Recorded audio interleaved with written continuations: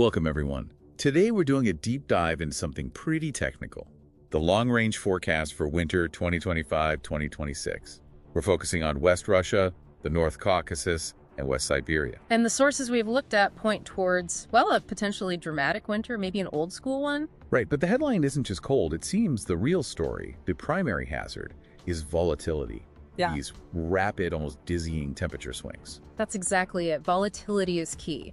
Our goal here is to unpack the complex global climate factors that seem to be lining up. Factors conspiring, maybe, to create this unstable setup. You could say that, conspiring to risk these high-impact atmospheric feedbacks, which really favor extreme cold spikes across this huge area. Okay, let's get into the mechanics. Yeah. The main driver seems to be way up high in the stratosphere. We're talking about the polar vortex, the PV. It's projected to be vulnerable, unstable. For listeners maybe not tracking atmospheric science daily, what is the polar vortex and why does an unstable one matter so much? Good question. So think of the PV as this enormous circulation of strong winds miles above the North Pole. Normally, it acts like a fence, keeping the most bitter Arctic cold locked up north. Okay, a fence. Yeah. And what the forecasts are suggesting is that this fence looks weak this year, kind of wobbly. This increases the chances of a major disruption, something called a sudden stratospheric warming, or SSW. SSW, and that's basically the fence collapsing. Pretty much. The vortex breaks down, and that super cold air it was holding back gets pushed south, often towards Eurasia or North America. And this stratospheric issue isn't happening in isolation, right? There are things closer to the ground in the troposphere that are reinforcing it. Correct. Two main things. First, we're looking at a weak La Nina potentially persisting right through winter. That tends to alter global weather patterns, including the jet stream. Okay, La Nina gives it a nudge. But the sources also really emphasize Siberian snow cover. Why is above-average snowpack there so important if La Nina is already weakening the PV? That's a great point. They work together. The extensive early snowpack in Siberia acts as a powerful surface cooling agent. It's this vast reflective sheet reflecting sunlight back to space, creating a reservoir of very cold air right at ground level. A cold cool. A huge cold pool. And this enhances upward propagating atmospheric waves. These waves travel up and give that already weakened polar vortex a final decisive kick, helping to destabilize it. So it's the trifecta? Weak PV upstairs, La Nina's global influence, and this potent Siberian snowpack down below. Exactly. It's the alignment of those three that creates the high impact potential. Now here's where it gets really critical for anyone doing operational planning. The effects aren't immediate. There's a lag time. Yes, absolutely key. When that big disruption happens way up in the stratosphere, the SSW event, it takes time for the atmosphere to adjust and for those impacts to really work their way down to the surface where we live. How long are we talking? Typically, the most severe cold air outbreaks at ground level tend to show up roughly 30 days after the peak of the stratospheric warming event. 30 days.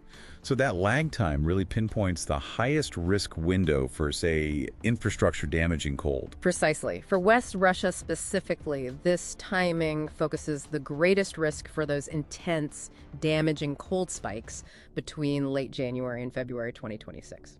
Okay, so the drivers are global, but the impacts aren't uniform across this vast region. How does this volatility actually play out differently on the ground? Right. You need very different planning depending on where you are. The types of stress are distinct. Let's start in the east, West Siberia. Okay. Projections there are for below normal temperatures overall. Consistent cold. They face what we might call duration stress. Duration stress, meaning? Meaning continuous, stable, deep cold, reinforced by that heavy early snow cover we talked about. So logistics teams there, they need equipment that can just run reliably for weeks, maybe at minus 30, minus 40 Celsius. Sustained performance is key. Got it. Stable, but deep cold. Now, shift west to European Russia, West Russia. The forecast there is different. Completely different challenge. Expected temperatures might average out closer to normal, maybe slightly below, but the volatility is high.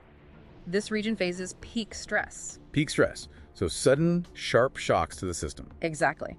You need surge capacity. The ability to handle rapid, severe cold snaps that might only last a few days but are incredibly intense. And importantly, an elevated risk of blizzards. Why blizzards specifically? Because this volatile pattern often involves frequent and vigorous cyclogenesis. That's the rapid development of intense low-pressure system storms, which can bring heavy snow and high winds very quickly. So 1 week crews might be dealing with thaw and needing de-icer.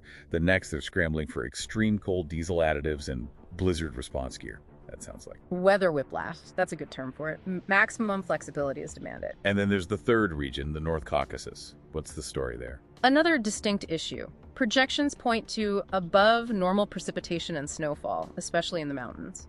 So less about the extreme cold severity, more about the sheer amount of snow. Yes, and the consequences. This leads to a high avalanche potential, likely lasting right through from December into March. You get these frequent heavy snow events, but also temperature fluctuations around the freezing point. Freeze-thaw cycles.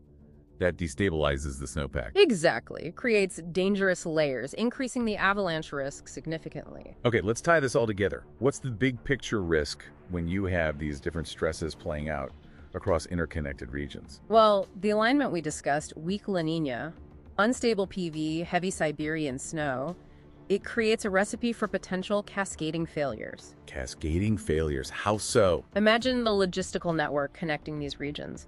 If you get a major failure due to prolonged deep cold in the duration-stressed east, say, pipelines or rail buckling at the same time as a sudden cold spike causes power grid failures in the spike-stressed west. The whole system could seize up. Support can't get where it's needed. Precisely. The potential for simultaneous compounding problems across the supply chain is elevated. It's a huge logistical puzzle. It definitely sounds like a winter demanding serious preparation. But you mentioned something interesting before we started recording, a potential upside. Ah, yes. It's worth considering. While all this severe cold, especially the volatility, poses real threats to human infrastructure, there's an ecological angle. Okay.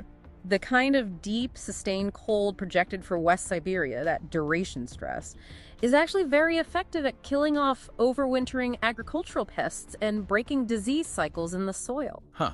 So fewer bugs and diseases surviving the winter. Potentially, yes. Yeah. That high cold persistence, while challenging operationally, could lead to a healthier start for the 2026 planting season, boosting agricultural outcomes. Interesting. But only if. Only if the supporting infrastructure, the transport, the energy, the logistics needed for agriculture remains operational through the winter challenges. A fascinating final thought. A potentially brutal winter posing major risks, but perhaps holding a hidden benefit for the following spring, provided the system holds. Definitely something for people to mull over as they prepare.